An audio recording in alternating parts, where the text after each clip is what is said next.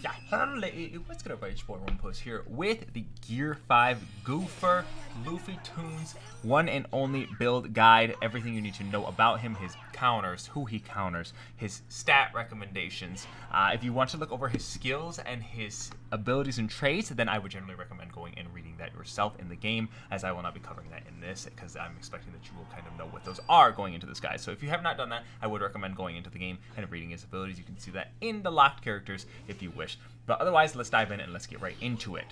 Alright, first up is going to be the stat spread recommendation. As always, he is a defense stacker. So what are we going to want to do in order to make your defense stackers really super tanky? You're going to need to have the full defense. You could go full HP attack, but honestly, I think that's mediocre and it will not result in very good results, honestly. So defense is your primary trait that you want to stack up. If you can get full 70%, and honestly, the way I'm going to build him, especially with all these event medals that Bandai's throwing at us, they fully set you up for it. So I would recommend this, because you can get the daily logins and you can get all the events that are happening as well. They are giving you a bunch of Straw Hat 18%, so you can use those. So run full 70% defense. I'm going to stack the 300 defense on top of it, and then I think I'm going to run 54% attack after that. So that's the total of the 9 trait coverages. So that is the option. That's what I'm probably going to run with. If you're kind of more of a full defensive player and you want to play in primarily defensive, you can go with full HP defense. You'll be very difficult to kill, but it's up to you. Honestly, I like to have more fun, and I would recommend this build, but it's full with the attack and defense. If you can go 70% attack, 70% defense, that's an option too. It is up to you. I just like to have as much defense as possible.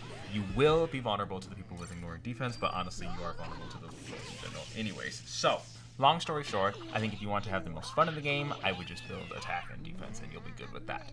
Alright, Year 5 Luffy Pros. What makes him strong? Why is he good? Why is he nutty? Why did everyone summon on him, and why did he make Bandai the top app in all of Japan?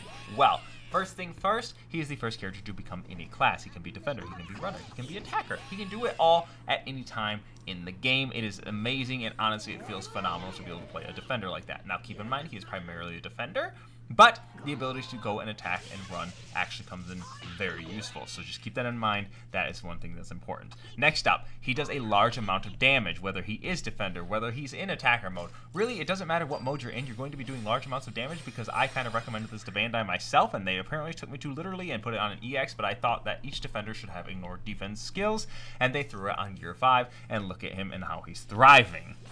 Next up, very tanky. Very, very, very tanky. He has the full 70% defense. He can get up to 60% damage reduction, and if you build that damage reduction on your medals, you can have basically up to like 80% damage reduction, plus the 70% defense. So you can actually be insanely defensive and insanely tanky, and it's very difficult to get you off your flags, plus you have tremendous amounts of sustain. Gear 5 Luffy also has a spammable counter, which basically makes him spammable invincibility. Invincibility is one of the strongest things in the game overall, and that's what makes people very strong, and usually the people with invincibility tend to be top of the meta. Now you can just press your basic attack once and then hold it, and then you'll be in a counter. Be careful with this. I'll get to that later on in the video, but be careful how you use this. But it allows you to get your thing, pull up the ground, and flip them back, and as soon as you knock back an enemy, you'll be able to heal too. So really, you're invincible, you can heal off of it, and it's just stall time, and you're also you're tankier, so you can defend your flag and make it last longer. On top of that, you also have short cooldowns. The rate that you can get them back is insane. They're not insanely short, but they are actually decently short enough, and you do have ways to get them back and mitigate that. So if you want to build super cooldowns on your medal sets, that's an option. I don't necessarily think that's your go-to and number one thing to prioritize, but it is an option. Next up is going to be the Gear 5 cons. What is his weaknesses? What makes him bad? Let's start with he can be basically caught out when trying to abuse the counter. This is one thing I was saying earlier. If you press and hold your counter and the person is ready for you, there is a slight interval where you are vulnerable and can take damage. It's at the very end of the counter, but it's where you cannot move your character or get out of it or dodge or anything. So basically, someone gets a free smack on you for however much damage they can put out in one hit. So basically, people like EX Shanks, EX Roger, things like that will hurt, and they will chunk you for a large amount of damage, especially if you are not stacked up on defense. Next, you have the ignoring of defense abilities. So you are primarily built off defense. You do have a decent amount of damage reduction, but you don't have insanely large amounts of damage reduction. So keep that in mind. Generally, you only have 30 if you're on your flag. If you are off your flag, you for sure at most will only be able to have 30. Keep that in mind and take that into consideration as you're playing him. if someone hits you with the ignore defense ability, mainly because we're in a Gear 5 meta, you're going to be playing against other Gear 5s. Take that into consideration, and they will be smacking you around with that ignore defense ability. Also, don't get caught out in the wrong class. This happened to me. I was trying to charge a flag and get it to full 150%. I could not. I had turned into an attacker, and I was stuck as an attacker, and the flags were on the other side of the map, and I could not turn back into a defender to save my life. So, this can be an issue. Basically, you can be trying to attack someone, just be careful. Usually, you won't have too much of a problem with this, because when you're attacking, you'll turn to attacker. When you're running and taking a flag, you'll be a runner. It's awkward, but it can happen, so just something to take note against. Alright, since Gear 5 doesn't have that many cons, we're going to kind of move on and go to our next objective, which is what are the characters that Goofy is strong against. Now, Claw has been an issue. He is the second most recent EX to come out besides Gear 5, and has been running and taking flags wherever he wants. Goofy is the ultimate solution to that. He can ignore the defense of Claw, so he can smack him, he can basically one-shot him. For the most part, if you have your first skill 2, if you have that one-time first skill 2 that you can use, be careful with that and how you use that, but that can honestly one-shot Claw, and it's tremendous. And honestly, Goofy, overall, is probably, debatably, the best unit in the game. Probably the best unit in the game, I would say, and can pretty much eliminate any and all older units than the last 4th anniversary. Anything older than the 4th anniversary, he usually doesn't have too much trouble against. There are some other EXs, not including EXs is what I want to emphasize. There are some EXs that are older that can put up a fight against him. They're not going to destroy him necessarily, but there are some things. But pretty much any other old Bounty Fest and stuff and lower, he can deal against. Now, one thing probably most of you are here for and kind of looking for are your Gear 5 counters. So maybe you got shafted, maybe you only had 2,000 gems and didn't get them in the 2,000 gems. Unfortunate, RIP, thank Bandai for that. Let's go, Daddy Peggy G. Anyways, what are your best counters to fight against Goofy? You have Raid Onigashima Kid.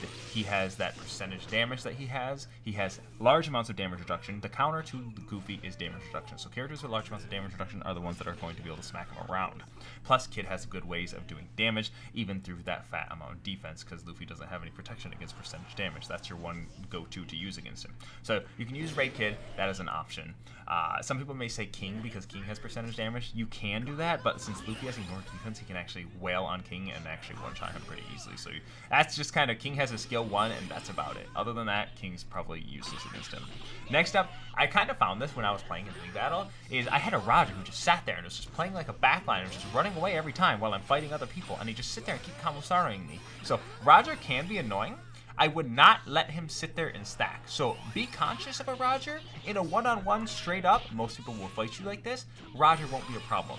But if you have a Roger who's sitting there trying to Kamusari and then run around back to his home flag while you're fighting other people and then come back and Kamusari again, be careful of that, because eventually it will start to hurt a lot more, and he will start like get to the point where he can chunk you for at least 40-50% of your HP, maybe 60 to 80.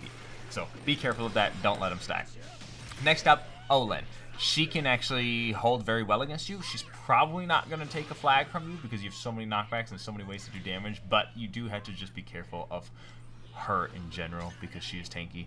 When she is on her own flag, she will be able to protect against, like, be able to hold you because she's all damage reduction. She has 80% and can have up to 100%, so just be careful of that. Be conscious. Olin can do damage, and she has a skill that ignores defense, so she will be able to hurt you. Then, lastly, is Onigashima Zoro.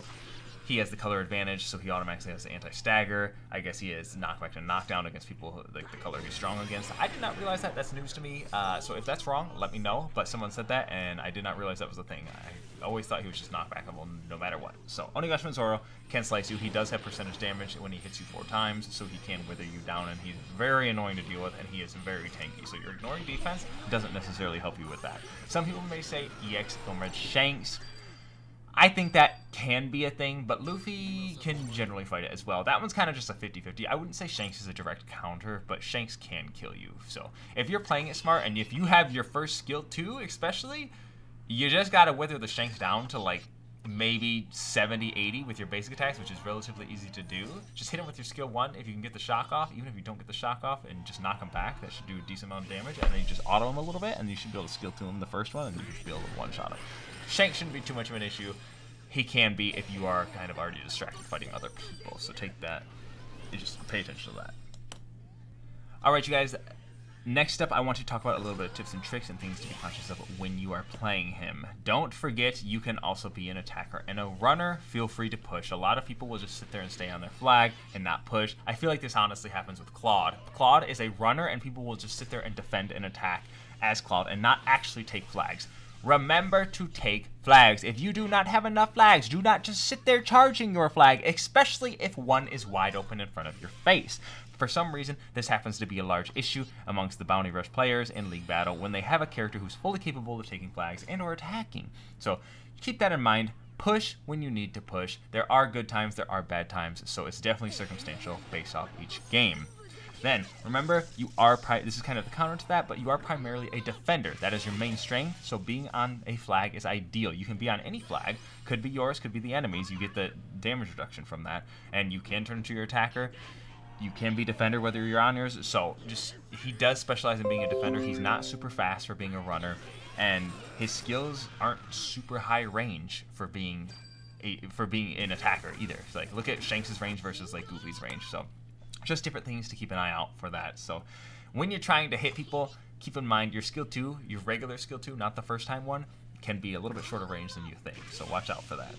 Also, don't forget about your 5% heal. I think a lot of people probably haven't even saw this, but if you look at your character boost trait, on your boost 2, you'll see whenever you change class, you heal by 5%. So whenever you start taking a flag, 5% heal. Whenever you start charging a flag, 5% heal because you turn into a defender. When you start attacking someone, 5% heal because you turn into an attacker. So keep that in mind. You have fat heals, and that can actually go a long way. Depending on what you're doing, and if you keep rotating classes, then it's a big deal. So something to watch out for that I think a lot of people probably haven't paid attention to.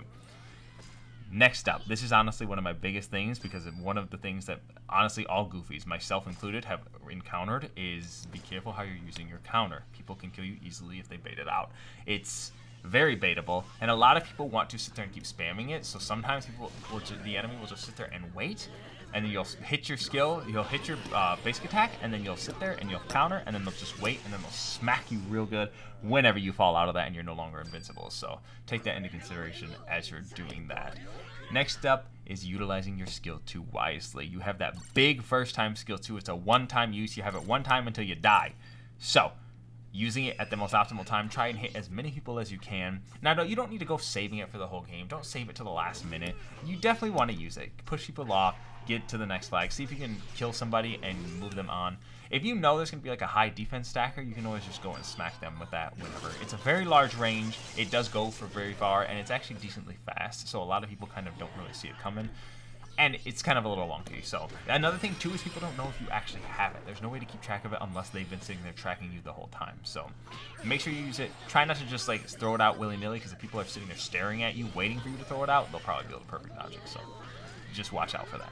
Alright, you guys, for this last section, I wanted to put together this whole chart. I kind of spent a good amount of time on this chart, so if it looks like dog, please just don't say so and make me feel better about myself. Anyways, medal recommendations for Goofy. He is a versatile character. He is, as I said, all 3 classes, but primarily a defender, so I would recommend the damage reduction route, in my personal opinion. I think, honestly, if I were to pick my top metal sets that I would like to go, it's probably either Triple Kaido is an option. I already have kind of a full Triple Kaido set built, so I might just like dabble with that once he gets to level 100 and see how I like it. Otherwise, you do have the Triple Luffy, there is the Wano version Luffy, and then there's the damage reduction with the Triple Enel. Triple Enel is nice, but you don't get capture speed on this, so watch out for that, because you will take flags extremely slow. Overall, I'm honestly, at my point, not sure what I'm going to want to run. I'm going to run something among this chart that you see, but I'm not sure what yet. There is the Charlotte family. Honestly, I kind of want to do what I did with the Beast Pirates, as you see how like you can honestly take any of those 3 and they all kind of match up, and they match up with tags. You can honestly take any of those 3 and they'll work out well. You could definitely do that with the Charlotte family. There's a bunch of different Charlotte family members, so if you want to use that Mont Dior medal, it's huge. It's a very good medal. You could do the Mont Dior with the Double Kata. I really actually like that set too, and I might build that out on Luffy as well. I'm not sure yet. I kind of want to go for the color medal grind on Goofy eventually when it's not as much cancer, because people are sweating that out, and I might go just like the Wano Luffy because I like that damage reduction. So you have the Wano Luffy, that like raid Luffy, and then you have the actual Gear 5 Luffy, and then you have that current event Luffy as well. So there's options. That one gives you damage reduction and heals, so I think that's probably what I'm going to build out eventually, because I want to get those colored medals and it'll look nice on them. So, and plus Bandai's hooked us up with all those 18% for free, so we're kind of golden on that. So anyways, this chart is yours. I will probably have it uploaded to Imgur, and you guys can just go and download it whenever, wherever you want, so you guys can just have that chart. It is in my Discord as well, so if you guys want to join my Discord, you guys can go check it out there, and I will have that available for you guys at any point in time. So anyways, that is my medal recommendations. Remember, attacker and runner, you're kind of not as good as the attacker and runner. This is just my last thing before I go, is the attacker runner you're not as good at. So you are good, but you're not the best. So honestly, I think prioritizing your defender-oriented stuff is better. So anyways, that's all I have for you guys. I am your boy Roman Puss. I'm going to be taking off here soon. Be sure to check out my Twitch, Twitter, and Discord. Join and follow those. Also check out my subreddit, r/RomanPuss, and go and trash talk me all you want. And honestly, I'm probably going to post this up on my Reddit as well. So that's all I have for you guys. I hope you guys enjoyed the video. I'm your boy Roman Puss. I'm going to be taking off. Yeah, peace, beautiful people.